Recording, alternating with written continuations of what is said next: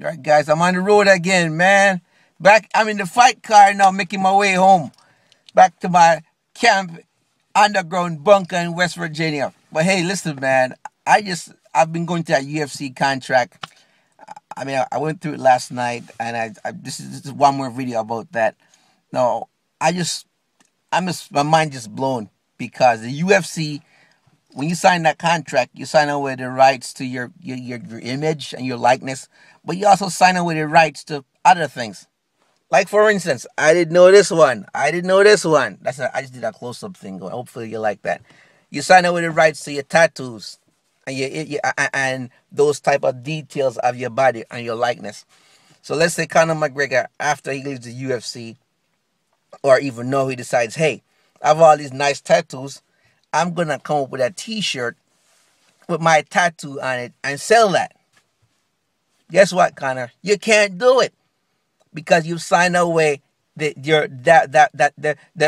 part of your likeness. It's in the UFC contract. It clearly states your likeness, your tattoos, video rights and DVD rights and casino machine rights. So don't do your very tattoos. You sign that away. So, and I guess the reason for it is because if they make a video game and they want to put you in the video game, they have to have your tattoos and your full body detail. But it also blocks you from being able to sell T-shirts and design of your tattoos. So if that's the McGregor crest you have on your chest, guess what? The UFC now owns that. That's some scary stuff, buddy. Scary stuff. It's the same thing with the belts. The belts are considered to be on loan from you from the UFC. What that means that if you open your own martial arts gym after you retire and say, hey, I'm a champion, I'm going to have my own martial arts gym, I'm going to put the belts on the walls so when people come into my place, they can say, hey, wow, this guy's a super world champion. There's like 10 or 12 belts on the wall. I want to sign up. I want to train in this martial arts dojo. I want to train in this gym. I'm impressed by the wins. No, you can't do that. You can't do that. Okay, you can't display the belts in a way that will benefit you or use those belts in a way that will bring you revenue. You can't do the personal revenue. Wow, yeah, it's that serious. So there's have you heard? There's a guy called Lloyd Irving. He's a 10-time sambo, no, 10-time Brazilian Jiu-Jitsu champion and 2-time Sambo champion, and he's the only American ever to represent the Brazilian Olympic Jiu-Jitsu team in the Pan American Jiu-Jitsu trials.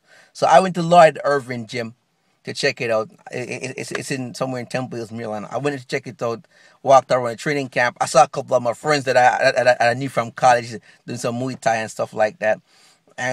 And I saw he's an African American, so martial arts African American circle is fairly small. So you if once you know one guy, it's almost like you eventually you know all of them, especially at that black belt jiu-jitsu level. Very few of them up there. So I went in, walked, toured his facility, and he had all his trophies and all his plaques and all his awards on the wall. And I was impressed by that. And people were walking and seeing those things on the wall and then signing up. Well, if you're in the UFC after you retire, you can't do that because that's specifically in the contract. You will not use the belt in a way to benefit yourself in profit in publicity events or in special appearances unless sanctioned by the UFC.